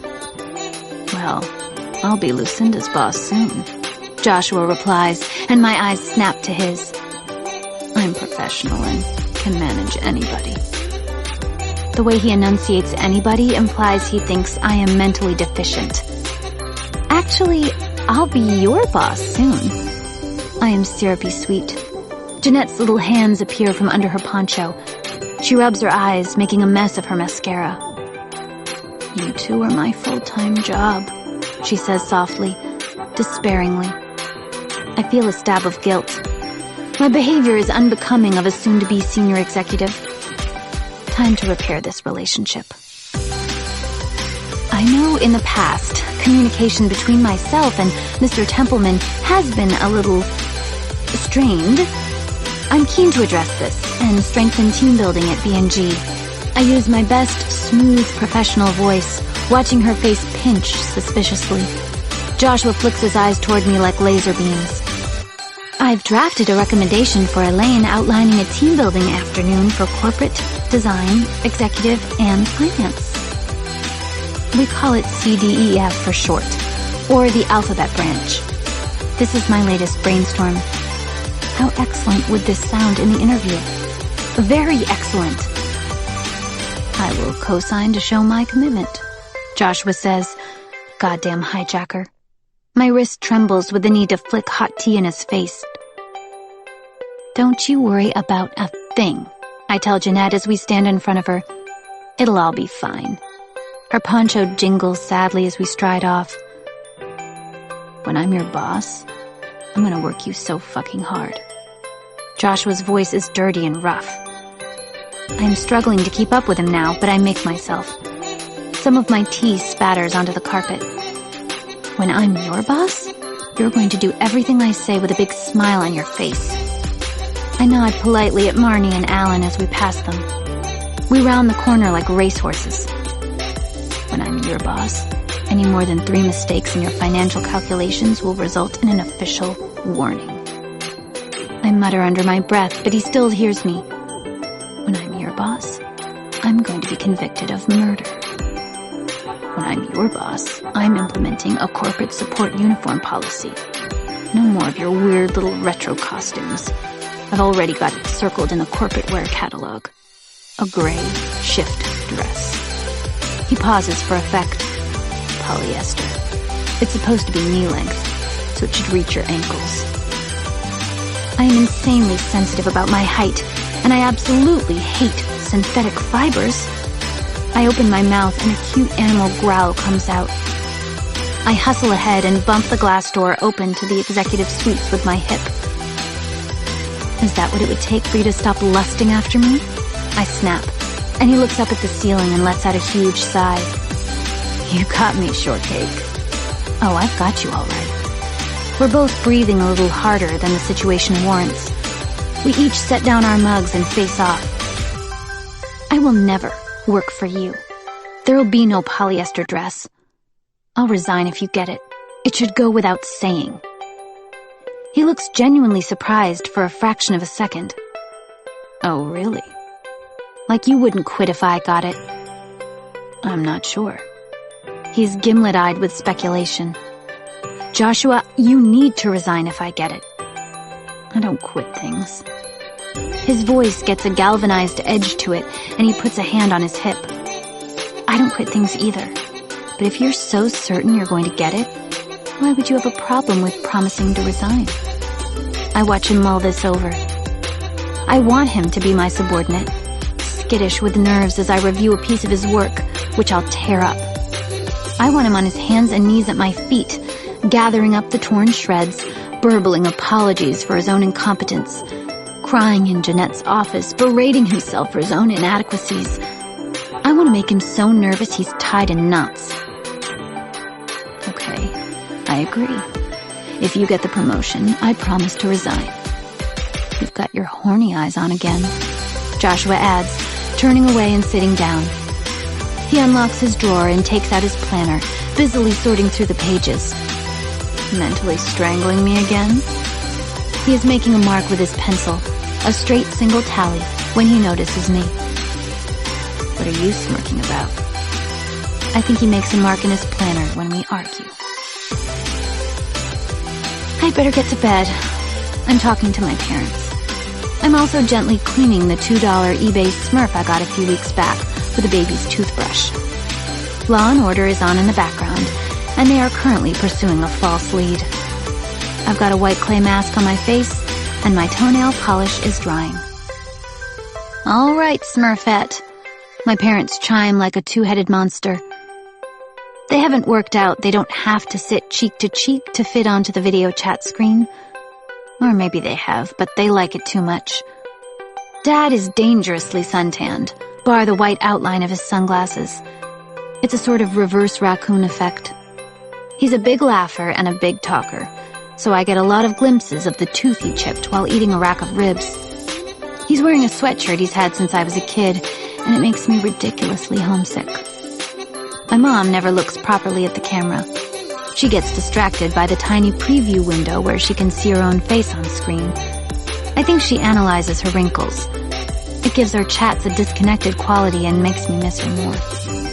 Her fair skin can't cope with the outdoors, and where Dad has tanned, she has freckled. We have the same coloring, so I know what will happen if I give up the sunscreen. They dapple every square inch of her face and arms. She even has freckles on her eyelids. With her bright blue eyes and black hair, tied up in its usual knot on top of her head, she always gets a second glance wherever she goes. Dad is enslaved by her beauty. I know for a fact because he was telling her roughly 10 minutes ago. Now don't worry about a thing. You're the most determined person there, I'm sure of it. You wanted to work for a publisher and you did it. And you know what? Whatever happens, you're always the boss of Sky Diamond Strawberries. Dad's been explaining at great length all the reasons why I should get the promotion. Aw, Dad. I laugh to cover the leftover bubble of emotion I've been feeling since the blog meltdown in front of Joshua. My first act as CEO is to order you both to bed for an early night. Good luck with Lucy 42, Mom. I caught up with the last 10 blog entries while I ate dinner. My mom has a clear, factual style of writing. I think she would have been working somewhere major one day if she hadn't quit. Annie Hutton, investigative journalist. Instead, she spends her days digging up rotting plants, packing crates for delivery, and Frankensteining hybrid varieties of strawberries. To me, the fact that she gave up her dream job for a man is a tragedy, no matter how wonderful my dad is, or the fact that I'm sitting here now as a result. I hope they don't turn out like Lucy 41. I've never seen anything like it. They look normal from the outside, but completely hollow on the inside. Weren't they, Nigel? They were like fruit balloons. The interview will go fine, honey. They'll know within 5 minutes that you live and breathe the publishing industry. I still remember you coming home after that field trip. It was like you'd fallen in love. Mom's eyes are full of memories. I know how you felt. I remember when I first stepped into the printing room of a newspaper. The smell of that ink was like a drug. Are you still having trouble with Jeremy at work? Dad knows Joshua's actual name by now. He just chooses not to use it. Joshua. And yes, he still hates me. I take a fist of cashews and begin eating them a little aggressively. Dad is flatteringly mystified. Impossible. Who could? Who even could? Mom echoes, reaching up to finger the skin by her eye. She's little and cute. No one hates little cute people. Dad seamlessly agrees with her, and they begin talking as though I'm not even here. She's the sweetest girl in the world. Julian's clearly got some sort of inferiority complex. Or he's one of those sexists. He wants to bring everyone else down to make himself feel better. Napoleon complex, Hitler complex. Something's wrong with him. He's ticking them off on his fingers. All of the above. Dad, put the post-it note over the screen so she can't see herself. She's not looking at me properly. Maybe he's hopelessly in love with her, Mom offers optimistically as she looks properly into the camera for the first time. My stomach drops through the floor. I catch a glimpse of my own face. I am a clay statuette of frozen horror and surprise. Dad scoffs all over the place. Ridiculous way of showing it, don't you think? He's made that place a misery for her. I tell you, if I met him, he'd have to do some groveling. You hear that, Luce? Tell him to shape up or your dad's gonna get on a plane and have a few words with him. The image of them face to face is weird. I wouldn't bother, Dad. It's the segue Mom needs. Speaking of planes, we could put some money in your account so you could book a flight to visit us. We haven't seen you in so long. It's been a long time, Lucy. It's not the money, it's getting the time. I try to say, but they both begin talking over me at once in an unintelligible combination of begging, pleading, and arguing. I'll come as soon as I can get some time, but it might not be for a while. If I get the promotion, I'll be pretty busy. If I don't, I study the keyboard. Yes, Dad is sharp. I'll have to get another job, I admit. I look up. Of course you would. You would never work for that jackass Justin. It would be good to have her home, though. Dad tells Mom, the books are not adding up. We need some extra brain power. I can see Mom is still fretting about my job situation. She's a penny pincher, and she's been living on a farm long enough that in her imagination, the city is a heinously expensive, bustling metropolis. She's not far off. I make a good wage, but after the bank sucks my rent payment out, I'm stretched pretty tight. The thought of getting a roommate fills me with dread. How will she...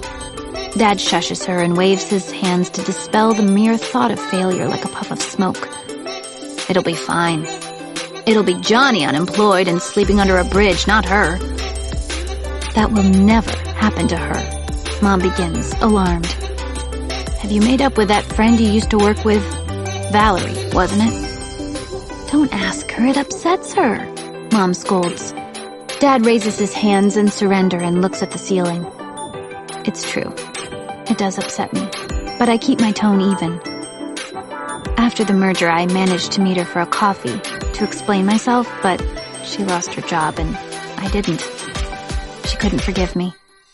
She said a true friend would have given her warning. But you didn't know, Dad begins.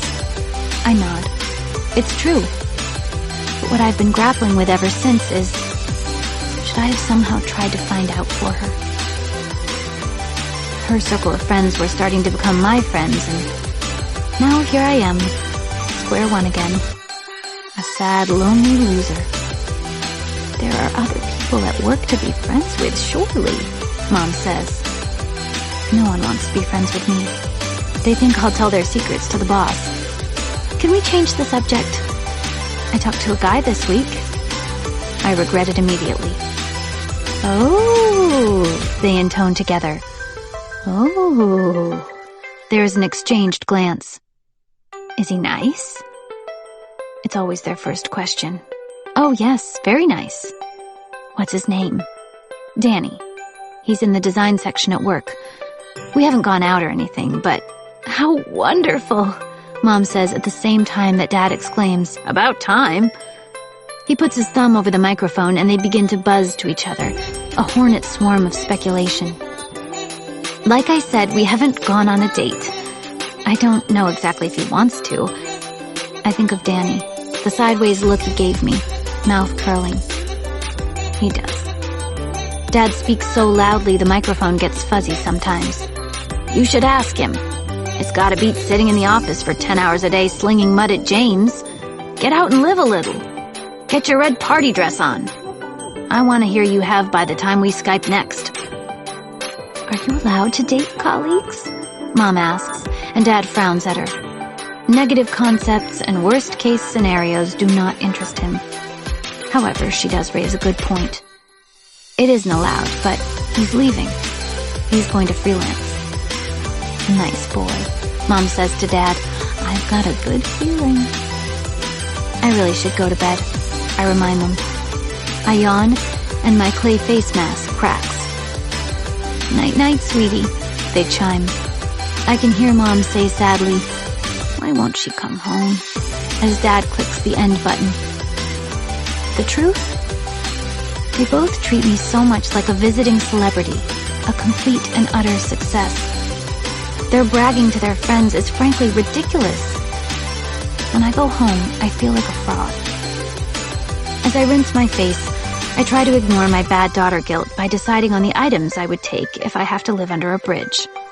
Sleeping bag, knife, umbrella, a yoga mat. I can sleep on it and do yoga to keep myself nimble. I could get all of my rare Smurfs into a fishing tackle box. I have the copy of Joshua's desk planner on the end of my bed. Time to do a little Nancy Drewing.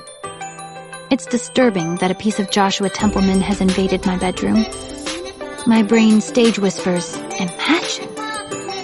I guillotine the thought. I study the copy. A tally. I think those are the arguments. I make a note of this on the margin. 6 arguments on this particular day. Sounds about right. The little slashes I have no idea about. But the X's. I think of Valentine's cards and kisses. None of those are going on in our office.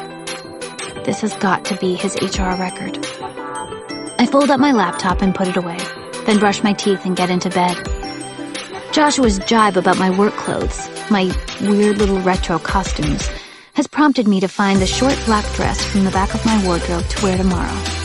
It's the opposite of a gray ankle-length shift dress. It makes my waist look little and my ass look amazing.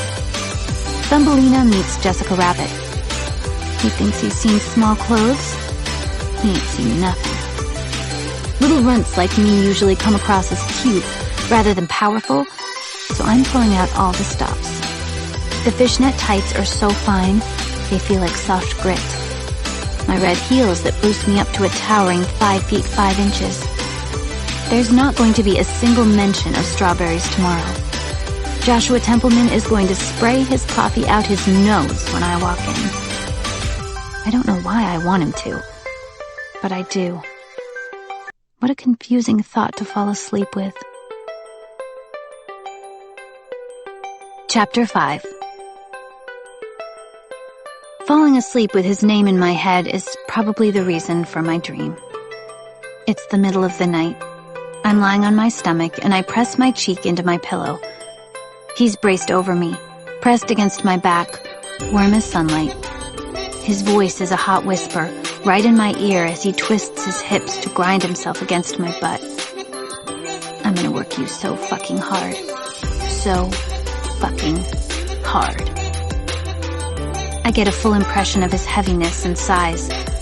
I try to push back against him again to feel it again, but he mutters my name like a reprimand and crawls up higher, his knees straddling my hips. His fingertips smooth along the sides of my breasts. His exhale steams up my neck. I can't get a decent lungful of air. He's too heavy and I'm too turned on. Sensitive, forgotten parts of me blaze to life. I scratch my fingertips against the sheets until they burn with friction. The realization that I'm having a dirty dream about Joshua Templeman suddenly jars me, and I teeter on the edge of waking, but I keep my eyes shut. I need to see where my mind takes this. After a few minutes, I sink back in. I'll do anything you want, Lucinda, but you'll have to ask. His tone is that lazy one he sometimes uses when he looks at me with that certain expression. It's like he's seen me through a hole in the wall and knows what I look like, down to my skin. I twist my head and see his wrist braced by my head, the sleeve of a business shirt loose with no cufflink. I can see an inch of wrist, hair, veins, and tendons. The hand bunches into a fist, and the mere thought of him being overcome makes me clench inside. I can't see his face. Even though this may destroy everything, I roll over onto my back, the blankets and sheets beginning to twist me up. I'm tangled up in his arms and legs. I realize I'm turned on, and the realization that I am probably wet hits me as I look into his brilliant navy eyes. I let out a theatrical gasp of horror.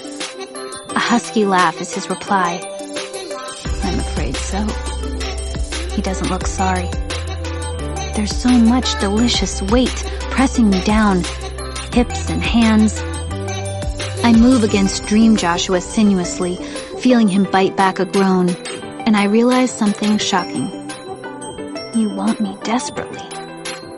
The words echo out of my mouth, true and undeniable. A kiss on the pulse in my jaw confirms what I already know. It's stronger than attraction, darker than wanting. It's a restlessness between us that has never had a true outlet until now. The cream sheets are blazing hot against my skin. You're tied up in fucking knots over me.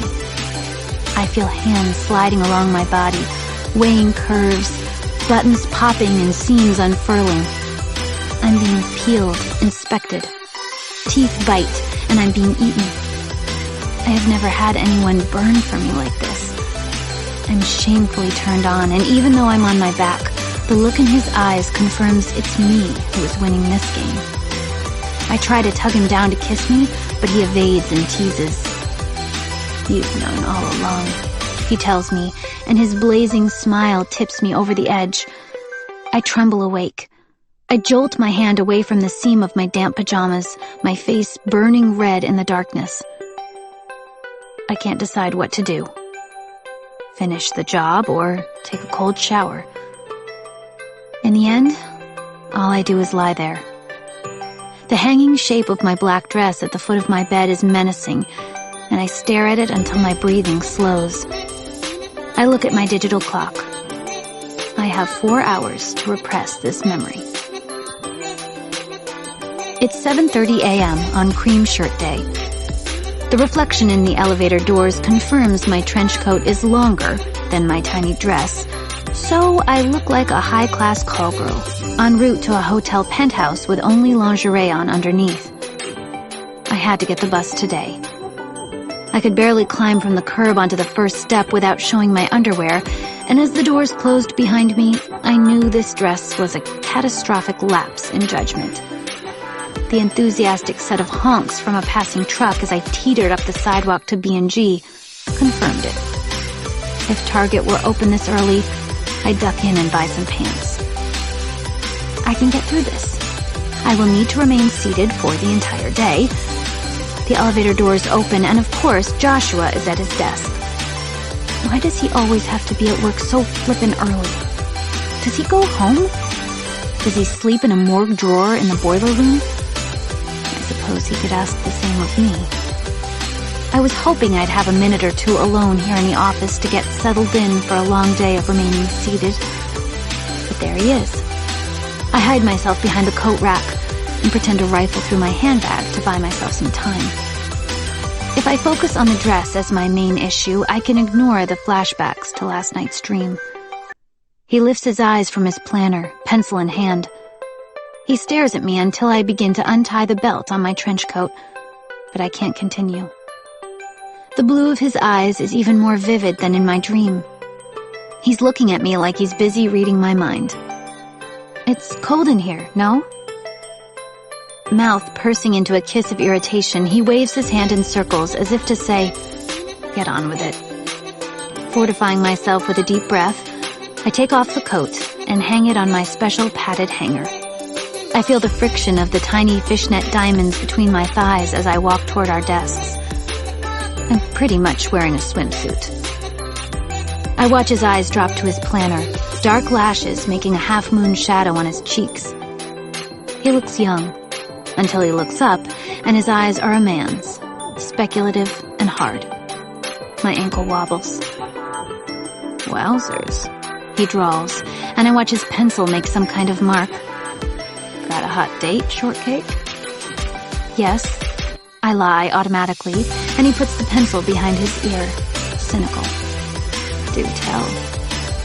I try to perch my butt nonchalantly on the edge of my desk. The glass is cold against the backs of my thighs. It's a dreadful mistake, but I can't stand back up now. I'll look like an idiot. We both stare at my legs. I look down at my bright red heels, and I can see faintly up my own dress. The tiles are polished, so bright. I let my hair fall across my eye. If I focus on this stupid dress, I can forget how my brain wants him to lick me, bite me, undress me. What's up? For once, his voice sounds normal. What's happened? I pick vaguely at an irregular diamond on my thigh. The dream is surely written all over my face. My cheeks are getting warm. He's wearing the cream shirt, soft and silky as the sheets in my dream. My subconscious is a deviant. I try to make eye contact, but chicken out and manage to saunter around to my chair. I wish I could saunter out of here, all the way home. Hey, he says it more sharply. What's up? Tell me. I had a dream. I say it like someone might say, Grandma's dead. I sit down in my chair, pressing my knees together until the bones grind. Describe this dream. He has the pencil in his hand again, and I am like a terrier watching the motion of a knife and fork. We start playing word tennis. Whoever can't think of a reply first loses. Your face has gone all red, all the way down to your neck. Quit looking at me. He's correct, of course. This mirror ball office confirms it. Can't. You're right in my line of vision. Well, try.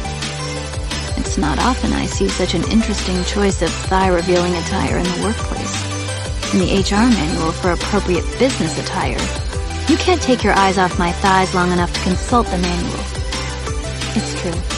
He looks at the floor, but after a second, the red sniper dot from his eyes recommences at my ankle bone and slides up. I have it memorized. Then you'll know that thighs are not an appropriate topic of conversation. If I get my polyester sack dress, I guess you'll be kissing them goodbye. I look forward to it. Getting the promotion. I mean, not your thighs. Never mind. Dream on, pervert. I type in my password. The previous one expired. Now it's die, Josh, die. It's my job, not yours. So who's your date with? A guy. I'll find one between now and the end of the workday. I'll hire a guy if I have to. I'll call a modeling agency and ask for the catch of the day. He'll pick me up in a limo out front of B&G, and Joshua will have egg on his face. What time is your date? 7, I hazard. What location is your date? He slowly makes a pencil mark. An X? A slash? I can't tell. You're very interested. Why is that? Studies have shown that if managers feign interest in their employees' personal lives, it increases their morale and makes them feel valued. I'm getting the practice in before I'm your boss. His professional spiel is contradicted by the weird intensity in his eyes. He's truly captivated by all of this. I give him my best withering look. I'm meeting him for drinks at the sports bar on Federal Avenue. And you're never going to be my boss. What a total coincidence. I'm going there to watch the game tonight. At 7. My clever fib was a tactical error. I study him, but can't tell where his face ends and the lie begins. Maybe I'll see you there. He continues. He is diabolical. Sure, maybe. I make my voice bored so he can't tell I'm simultaneously fuming and panicking. So this dream, a man was in it, right? Oh yes, indeed. My eyes travel across Joshua without my permission. I think I can see the shape of his collarbone. It was highly erotic. I should compose an email to Jeanette, he says faintly after a pause and a throat-clearing rasp. He does a poor imitation of typing on his keyboard without even looking at the screen. Did I say erotic? I meant esoteric. I get those mixed up. He narrows one eye. Your dream was mysterious? Here goes nothing. It's time to take my chances with the human lie detector. It was full of symbols and hidden meaning. I was lost in a garden, and there was a man there. Someone I spend a lot of time with, but this time he seemed like a stranger. Continue, Joshua says. It's so strange to talk to him when his face isn't a mask of boredom. I cross my legs as elegantly as I can manage, and his eyes flash under my desk, then back to my face. I was wearing nothing but bedsheets, I say in a confiding tone, then pause. This is strictly between us, right? He nods, spellbound, and I mentally high-five myself for winning word tennis. I need to prolong this moment. It's not often I gain the upper hand. I put on lipstick using the wall as a mirror. The color is called flamethrower, and it's my trademark. Vicious, violent, poisonous red. Slit wrists red. The color of the devil's underpants, according to Dad. I have so many tubes that I always have a tube within a 3-foot radius. I am black and white, but thanks to flamethrower, I can be technicolor. I live in terror of it being discontinued by the manufacturer, hence my hoarding. So I'm walking through this garden, and the man is right behind me. Today, I am a pathological liar. This is what Joshua Templeman does to me. He's right behind me, like up against me, pressed up against my ass. I stand and slap my own butt loud enough to make my point. The words ring so true, because mostly it is true. Joshua nods slowly, his throat constricting in a swallow as his eyes trail down my dress. I seem to recognize his voice. I pause for 30 seconds, blotting my lips, holding it up to admire the little red heart-shaped mark on the tissue before scrunching it and putting it in the wastebasket near my toes. I start reapplying. Do you always have to do that twice? Joshua is growing irritated by this stilted storytelling. He taps his fingertips impatiently on the desk. I wink. Don't want it kissing off now, do I? Who is this date with exactly? What's his name? A guy. You're changing the subject, but that's okay. Sorry for boring you. I sit down and click the mouse until my computer whirs to life. No, Joshua says faintly.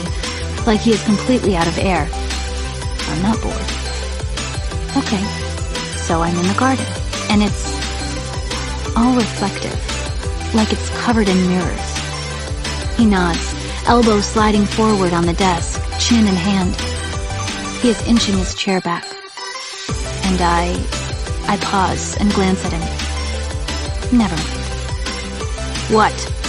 He barks it so loud I bounce an inch out of my seat. I say, who are you? Why do you want me so badly? And when he tells me his name, I was so shocked. Joshua dangles from the end of my fishing line, a glossy fish, flipping and irrevocably hooked. I can feel the expanse of air between us vibrating with tension. Come over here. I need to whisper it. I murmur, glancing left and right, although we both know there's nobody for miles.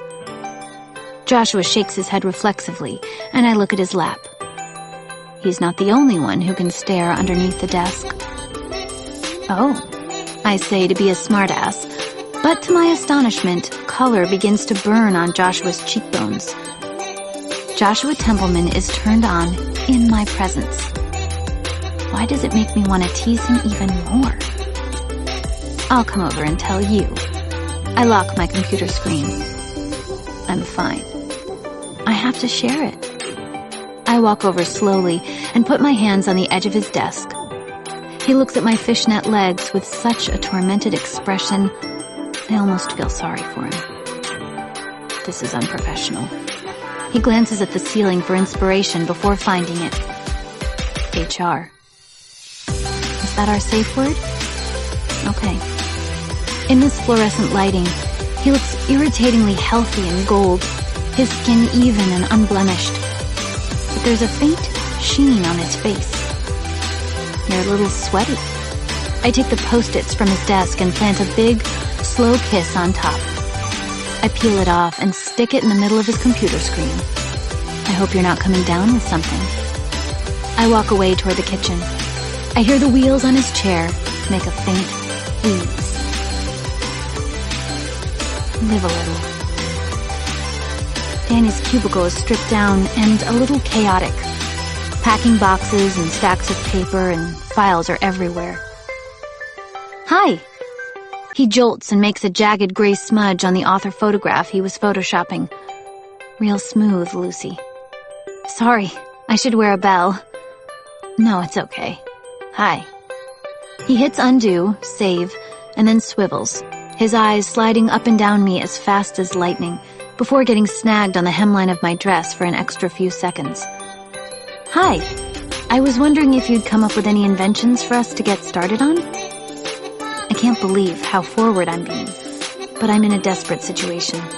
My pride is at stake here.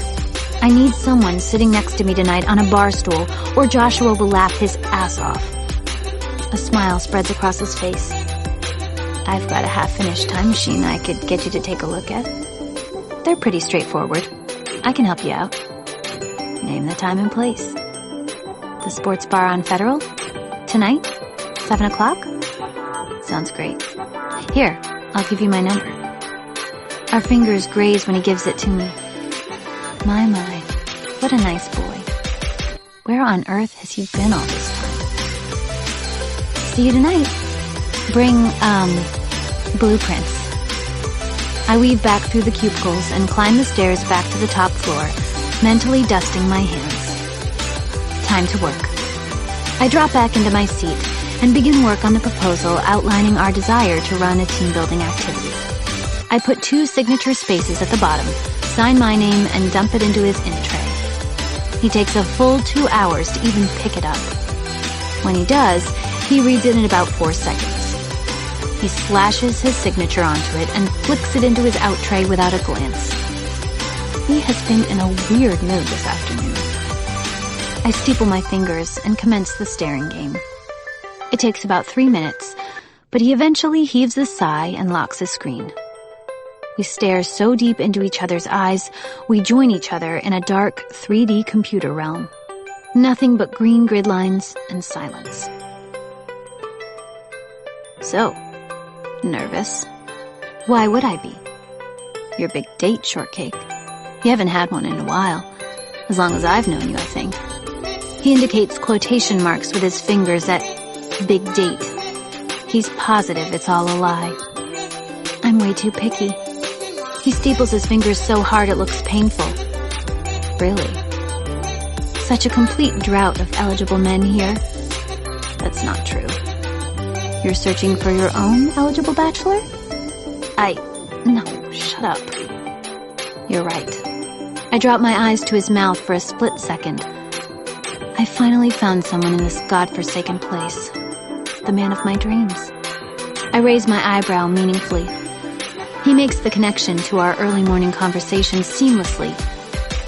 So your dream was definitely about someone you work with. Yes. He's leaving B&G very soon, so maybe I need to make a move. You're sure about it?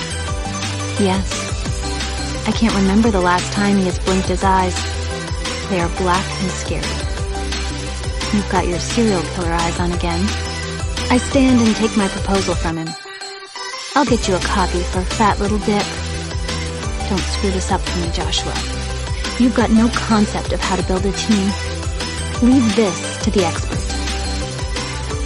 When I return, he's a little less dark-looking, but his hair's messed up. He takes the document, which I have stamped copy. He looks at the document, and I can see the exact moment he has his idea. It's the sharp pause that a fox makes as it mooches past the unlatched gate of a henhouse. He looks up at me, his eyes glittering. He bites his bottom lip and hesitates. Whatever you're thinking, don't. He takes a pen and writes something across the bottom. I try to see, but he stands and holds it so high a corner touches the ceiling. I can't risk standing on tiptoes in this dress. How could I possibly resist? He rounds his desk and touches his thumb under my chin as he brushes past. What have you done? I say to his back as he walks into Mr. Bexley's office. I scuttle into Elaine's, rubbing my chin. I agree, she says, laying the document aside. This is a good idea. Did you see how the Gamins and Bexley sat apart in the team meeting? I'm tired of it. We haven't done anything as a team since the merger planning day. I'm impressed that you and Joshua came together. I hope my weird brain doesn't file away her last filthy-sounding sentence. We are working out our differences. I have no trace of lie in my voice. I'll talk to Bexley at our 4 o'clock battle royale. What are your ideas?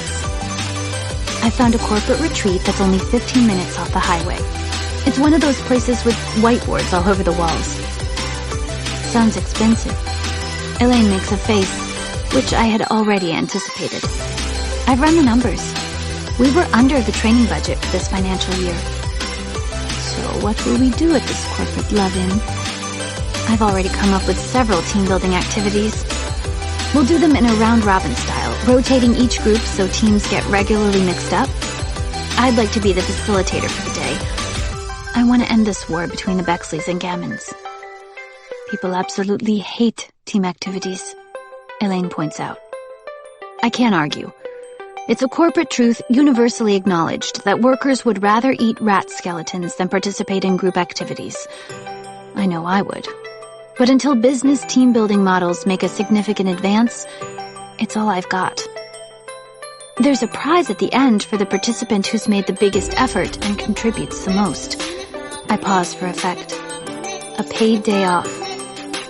I like it, she cackles. Joshua is planning something, though. I won't. She nods. She enters the Coliseum at precisely 4. As usual, I can hear them shouting at each other. At 5, Elaine comes out of Mr. Bexley's office and arrives at my desk in an irritated state. Josh, she tosses over her shoulder, her voice colored with dislike. Miss Pascal, how are you? A halo floats above his head. She ignores him. Darling, I'm sorry. I lost the coin toss. We've gone with Josh's idea for team building. What is that thing called? Paintballs? Sweet baby Jesus, no. That wasn't the recommendation. I should know. I wrote it. Joshua nearly smiles. It shimmers like a holograph over his face. It vibrates out of him in waves. I took the liberty of providing an alternative to Mr. Bexley. Paintballing. It's been shown to be an effective team-building activity. Fresh air, physical activity, injuries and insurance claims, Elaine counters. Cost? People will pay $20 of their own money to shoot their colleagues with paintballs. He assures her, staring at me. It won't cost the company a cent. They'll sign waivers.